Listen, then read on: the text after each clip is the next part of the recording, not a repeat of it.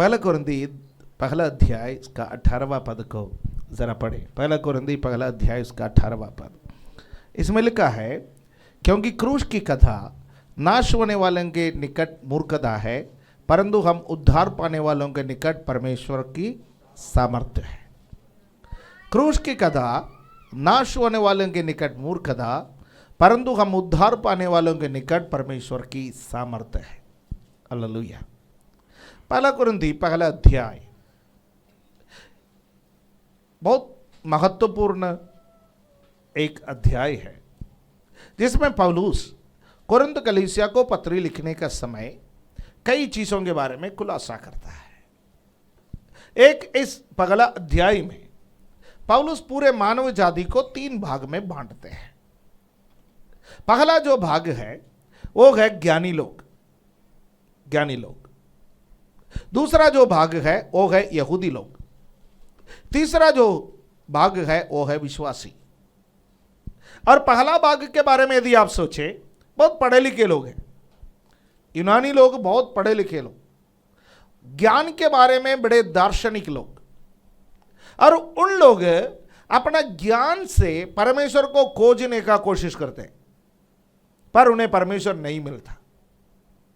और बहुत सारे दार्शनिकों का जीवन का अंत बहुत दुखदाई रहा, क्योंकि विश्वास नहीं होने के कारण, जीवन का अर्थ नहीं समझ पाने के कारण कई लोगों ने आत्महत्या कर ली, कई लोग दुर्दशा में जीवन बिताए, कई लोगों ने दुनिया को त्याग दिए, कई लोग कष्टों में पड़े, और जीवन का अर्थ नहीं समझने के कारण मन में भी कष्ट सगे, तन में भी कष्ट सगे, सामाजिक रूप से भी कष्ट सगे। एक समय तक ज्ञान और बुद्धि चलता गए, एक समय के बाद नहीं चलता। जैसे महत्वपूर्ण पद पर एक व्यक्ति जब बैठे रहेंगे, चाहे वो राजनीति में हो, चाहे वो सर्विस में हो, एक समय आएगा वो रिटायरमेंट तक उनका तो सब चलता है। रिटायरमेंट के बाद फिर उनके पास वो पावर नहीं रहता, फिर उनको पूछने वाला नहीं रहता, फिर उनसे मिलने वाला नहीं रहता। एक समय ज्ञान चलता है, एक समय पावर चलता है, पर विश्वास हर समय चलता है। हालेलुया, आमीन, है ना। जवानी में हम जो कर सकता है वो हम बुढ़ापे में नहीं कर सकते, उतना हमारा शारीरिक ताकत नहीं रहते। तो जो लोग विश्वासी है उनका बुढ़ापा भी आराम से कटेंगे। क्यों? उनके पास हर वक्त रहने वाला एक परमेश्वर है। हालेलुया। और ज्ञान से परमेश्वर को प्राप्त करने के लिए लोगों ने कोशिश किया, वो नाकाम रहे गए। इसलिए पौलुस यहाँ पर कहता है यूनानी ज्ञान की खोज में है, ज्ञान की खोज में परमेश्वर के बारे में ज्ञान प्राप्त करना चाहते हैं। और यहूदी जो है वो चिन्ह मांगते हैं, चिन्ह। यहूदी को चाहिए चिन्ह। आपको पता होगा यीशु मसीह के पीछे यहूदी के फरीसी, यहूदी के शास्त्री, यहूदी के व्यवस्थापक, यहूदी के सदूकी और सभी लोग यीशु मसीह के पीछे पड़े रहे।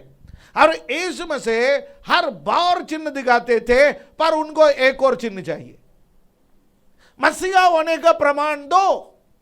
यीशु मसीह शब्दों से उनको बोलते थे, मैं स्वर्ग से आया जीवन का मन्ना हूं। वे ना समझे। लाजर को जिंदा करने के जरिए से यीशु मसीह ने यह दिखाया कि मौत के ऊपर मुझे अधिकार है। जन्म से अंधे को यीशु ने चंगा किया, गूंगे और बगरों को यीशु मसीह ने चंगा किया। यीशु मसीह आंधी और हवा और पानी को ढांड दिए, लहरों को थमा दिए। एक एक चिन्ह के बाद वो एक और चिन्ह मांगते गए, मसीहा होने का एक और प्रमाण दो। आखिर यीशु मसीह ने कहा, योना नबी के चिन्ह के अलावा तुम्हें कोई चिन्ह मिलने वाला नहीं है। जिस प्रकार नबी योना मछली के पेट में 3 दिन और 3 रात रखा गया, वैसा मनुष्य का पुत्र पृथ्वी के अंदर 3 दिन और 3 रात रहेंगे।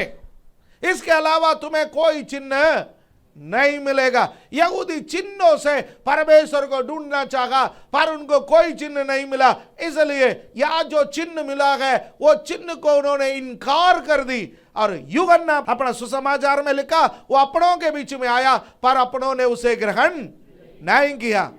हालेलुया। मेरे प्यारों, आज ये गुड फ्राइडे के दिन आप जब आराधना में आए गए, मैं आपसे एक बात कहना चाहता हूं, यदि आप अपना बुद्धि से परमेश्वर को खोजना चाहें, यदि आप अपना ज्ञान से परमेश्वर को खोजना चाहे, एक हद तक आप इधर से कुछ थियरी सीख सकते हैं, उधर से कुछ ज्ञान की बातें सीख सकता है, लेकिन वास्तव में आप परमेश्वर तक नहीं पहुंच पाएंगे, क्योंकि आपका ज्ञान आपको कहीं भी परमेश्वर तक नहीं पहुंचा सकते। हालेलुया। यदि आप चिन्ह और चमत्कार ढूंढने वाले हैं, मैं आपसे एक बात कहना चाहता हूं, पौलुस दूसरे एक पत्री में इस प्रकार कहते हैं, चिन्ह और चमत्कार एक हद तक ही चलेगा, उसके बाद सब खत्म हो जाएंगे। चिन्ह भी खत्म हो जाएंगे, चमत्कार भी खत्म हो जाएंगे। विश्वास जीवन में प्रवेश किए हुए लोगों को पता है, पगले पगले आपका प्रार्थना सुबह किया शाम को सुनी गई, शाम की प्रार्थना सुबह सुनी गई। आप बहुत एक्साइटेड थे, आप बहुत एक्साइटेड थे, आप हर इतवार के दिन गवाही के साथ आते थे, प्रभु ने मेरे जीवन में यह कार्य किया, प्रभु ने मेरे रिश्तेदारी में यह कार्य किया, प्रभु ने मेरे पड़ोस में यह कार्य किया। पर अब आप 7 दिन प्रार्थना करते गए, उसके बावजूद भी नहीं सुन पा रहा है। आप अब परमेश्वर से पूछने लगे गए, प्रभु मेरे जीवन में कब अगला चिन्ह होगा, कब अगला चमत्कार होगा, कब अगला गवाही होगा। पर प्रतिदिन प्रभु आपका जीवन में कार्य करते गए, वो विश्वास से हम पहचानते गए, इसलिए हम अभी भी विश्वास में स्थिर है। हालेलुया, आमीन। चिन्ह खत्म हो जाएंगे, चमत्कार खत्म हो जाएंगे। हालेलुया। चिन्ह और चमत्कार ढूंढने वाले ज्यादा दिन विश्वास में स्थिर नहीं रह पाएंगे, ये बात ध्यान रखिए। हालेलुया। भले आप चंगाई के माध्यम से प्रभु के पास आया होगा, भले आप किसी और माध्यम से जो चमत्कार के माध्यम से प्रभु के पास आया होगा, पर चिन्ह और चमत्कार हमेशा जीवन में नहीं रहेगा। हालेलुया, आमीन। आज आपका बीमारी के लिए आपने प्रार्थना की, आज आपका बीमारी से आपको छुटकारा मिला, पर हर वक्त छुटकारा नहीं मिलेगा। एक न एक दिन आपको और मुझे बीमारी के माध्यम से या किसी और माध्यम से इस संसार को छोड़ करके तो जाना पड़ेगा। उस वक्त दुखी होकर के कोई फायदा नहीं है। हालेलुया, आमीन। इसलिए ज्ञान आपको परमेश्वर के पास नहीं पहुंचा सकता, और चिन्ह और चमत्कार आपको परमेश्वर के पास नहीं पहुंचा सकते, पर आपको एक चीज परमेश्वर के पास पहुंचा सकता है। पौलुस कहता है कि वो है क्रूस की कथा। हालेलुया। जब आप क्रूस के बारे में देखोगे, जब आप क्रूस की ओर देखोगे, वो क्रूस आपसे एक कथा बताता है। हालेलुया, आमीन। वो 7 बातें आपने सुनी है जो क्रूस की कथा, क्रूस में से यीशु मसीह ने जो कहा, वो 7 बातें आपने थोड़ी देर पहले परमेश्वर के दासों के माध्यम से सुने। पर क्रूस की कथा में ढेर सारे पात्र हैं, ढेर सारे पात्र हैं। हालेलुया, आमीन। एक क्रूस की कथा के लिए परमेश्वर ने अनेक पात्रों को तैयार करके रखा हुआ था, अनेक पात्रों को। यीशु मसीह को 5 अदालतों में 6 बार पेश किया गया, और हर एक अदालत ने इस बात को कहा है, इसमें हम कोई दोष नहीं पा रहा है, यह निर्दोष है, यह निर्दोष है। उसके बावजूद भी यीशु मसीह को क्रूस पर चढ़ाया गया। क्यों? क्योंकि पिलातुस यहूदियों को खुश करना चाहता था, पिलातुस यहूदियों को खुश करना चाहता था, और पिलातुस अपने स्थान पर बना रहना चाहता था, अपना अधिकार में टिके रहना चाहता था, यहूदियों का विद्रोह का सामना नहीं करना चाहता था। इसलिए उसने यहूदियों को खुश करने के लिए यीशु मसीह को सूली पर चढ़ाने की आज्ञा दी, आदेश दिया। हालेलुया। पर पिलातुस शायद इसके बाद किसी को मृत्युदंड नहीं दे सके, वो ज्यादा दिन तक सिंहासन पर नहीं बैठ सके। परंपरा बताता है वो एक पागल व्यक्ति के समान इधर उधर घूमता फिरता रहा। जहां कहीं भी पानी देखता था वो अपने अपने हाथों को देखता था और कहता था मेरे हाथ गंदे हैं, खून से गंदे हैं, ओ इस खून पर मेरा कोई भागीदारी नहीं है। पानी से हाथ धोते धोते धोते धोते एक पागल के समान उसका जीवन हो गया है। उद्धार प्राप्त करने के लिए पिलातुस को बहुत बढ़िया मौका मिला था। यीशु उसके सामने खड़े थे।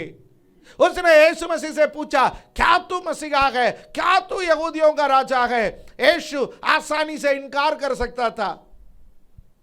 आसानी से यीशु कह सकता था नहीं, मैं तो कोई राजा बनने नहीं आया, मैं कोई यहूदियों का राजा नहीं हूं, मैं तो सुसमाचार सुनाने वाला हूं, दैट्स ऑल।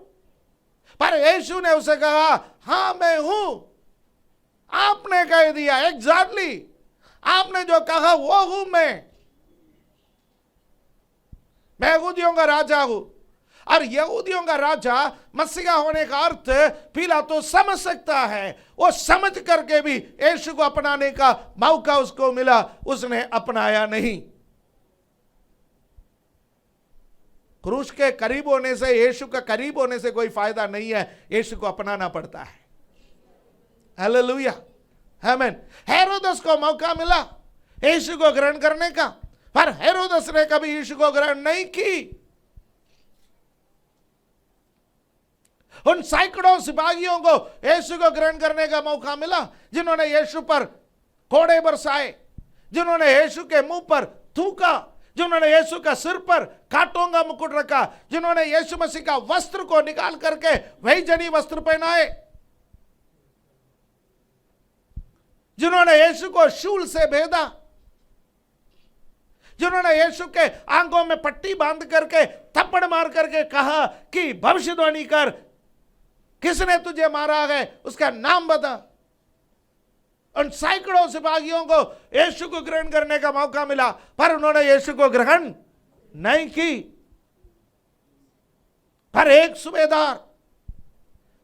सुबेदार वो ये सारे नजारा देख करके क्रूस के सामने खड़ा था। उन्होंने अंधकार को देखा, घोर अंधकार, 12 बजे से 3 बजे तक का घोर अंधकार को देखा।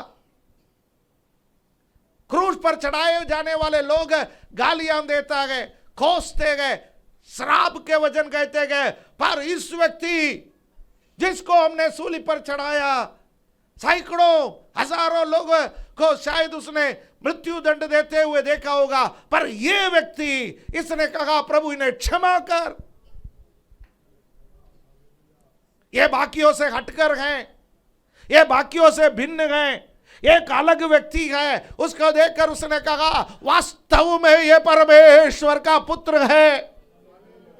Hallelujah, hallelujah. प्रभु का धन्यवाद कर लीजिए। इस संसार के हजारों लाखों लोग उस क्रूस को देखकर निंदा करने का समय, उस क्रूस के सामने घुटना टेकने का मौका आपको और मुझे परमेश्वर ने दिया। Hallelujah, hallelujah. ओ क्रूस के बराबर करीब थे 2 चोर, पर एक ने यीशु को ग्रहण किया, एक ने यीशु का इनकार किया गया। क्रूस का करीब होने से नहीं, यीशु को ग्रहण करने से हम उद्धार पाते हैं। हालेलुया, आमीन, हालेलुया। क्रूस के 2 पात्र, एक निकोदेमुस, एक अरिमथिया का यूसुफ। उन दोनों पात्रों के बारे में मैं आपसे जरा जिक्र करना चाहता हूं। यूहन्ना के सुसमाचार 3 अध्याय में निकोदेमुस यीशु मसीह से मिलने के लिए आता है, यीशु से मिलने के लिए आता है। रात के वक्त शायद समाज के डर से वो यहूदियों का धर्मगुरु, बुजुर्ग व्यक्ति, व्यवस्था के बारे में अच्छे से जानने वाला यीशु के पास आकर के कहता गए, ओ गुरु आप बहुत उत्तम हैं, आप बहुत अच्छे हैं, आप परमेश्वर की ओर से आया गए, नहीं है तो जो चमत्कार आप कर रखा गए कोई नहीं कर सकता। यहूदियों के व्यवस्था के बारे में सब कुछ जानने वाला वो व्यक्ति यीशु मसीह में मसीहा का झलक देखा। इसलिए यीशु से कहा एक साधारण चिन्ह, साधारण चमत्कार के बारे में वो नहीं कह रहा है। वो कह रहा है आप में मैं मसीहा के चिन्ह देख रहा हूं, मसीहा के चमत्कार देख रहा हूं, मसीहा के लक्षण देख रहा हूं। यीशु ने निकोदेमस से कहा, निकोदेमस हालेलुया, जब तक नए सिरे से ना जन्म ना ले तब तक परमेश्वर के राज्य में प्रवेश नहीं कर सकता है। मुझे उत्तम गुरु कहने से काम नहीं बनेगा, मुझे अच्छा बोलने से काम नहीं बनेगा, मेरे चमत्कारों को देखने से काम नहीं बनेगा। नए सिरे से जन्म लेना है, ऊपर से जन्म लेना है।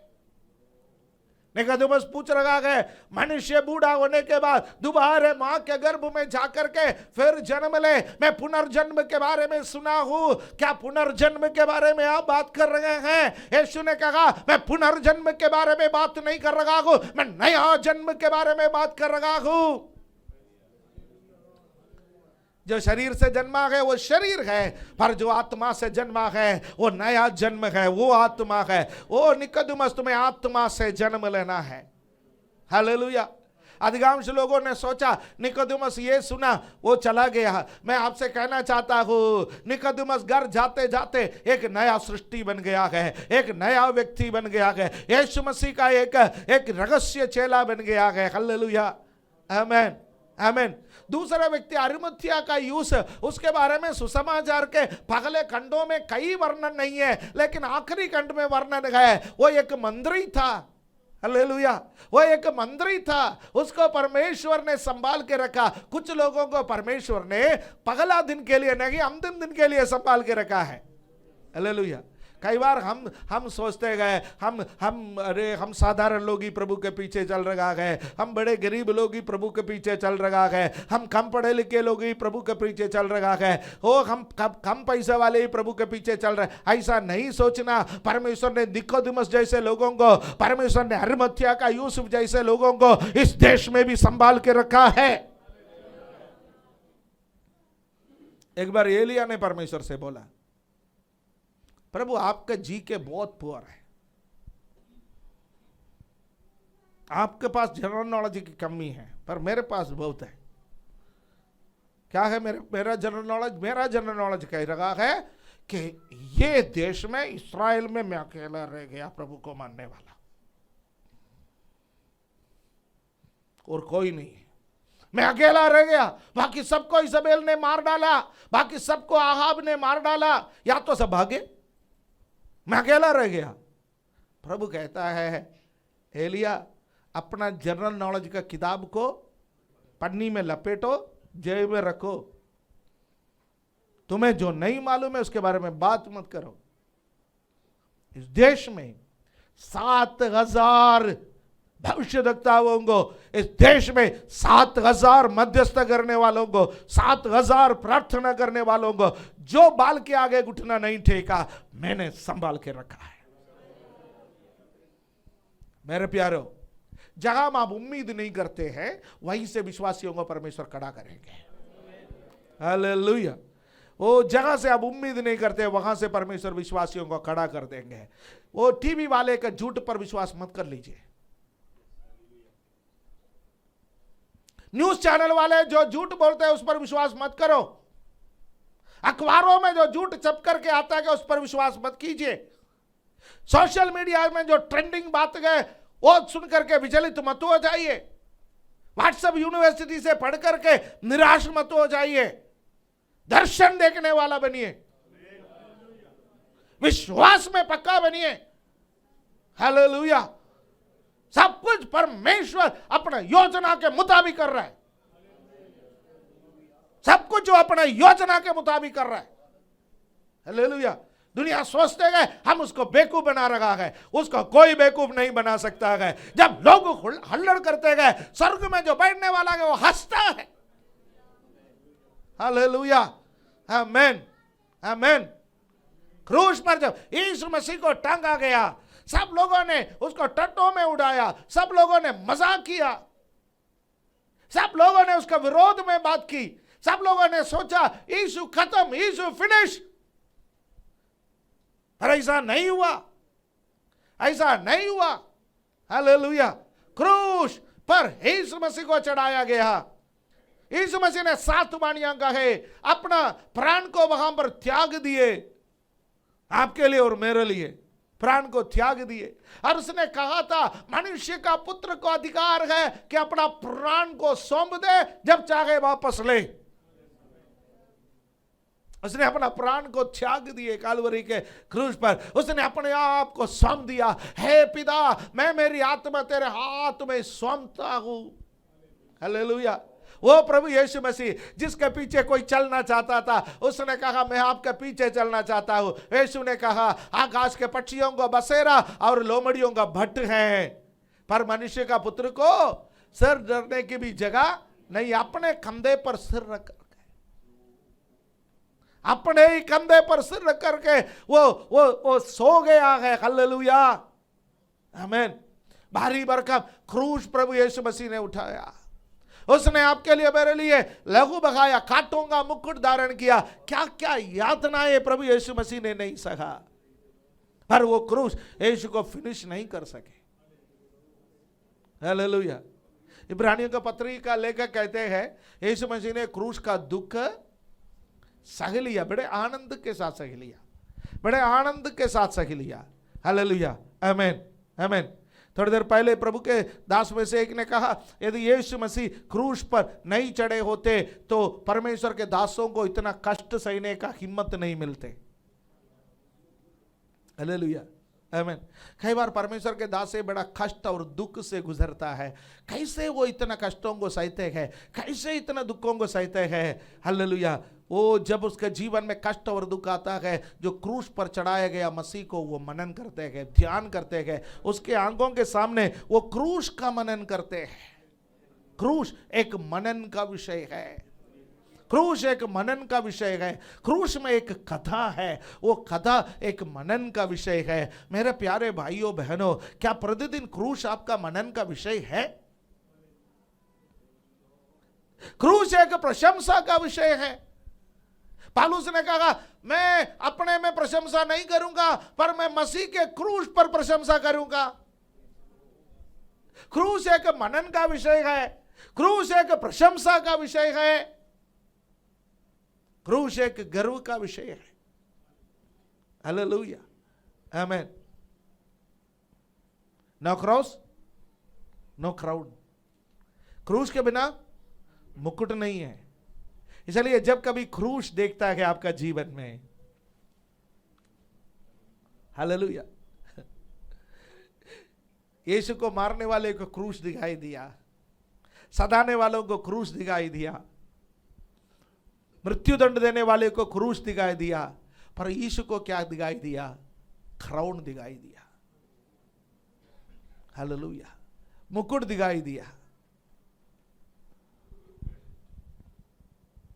जब आपके जीवन में क्रूस आते हैं, क्रूस जैसा अनुभव आते हैं, क्या आपको मुकुट दिखाई दे रहे हैं? जब आप क्रूस को मनन करोगे, क्रूस की कथा के बारे में जब आप सोचोगे, तो आपको वो मुकुट नजर आएगा। वो मुकुट हमारे विश्वास को मजबूत करने में हमारी सहायता करेंगे। क्रूस की कथा नाश होने वालों के निकट मूर्खता और विश्वास करने वालों के निकट परमेश्वर की सामर्थ्य है। आज ये सामर्थ्य परमेश्वर से मांगे।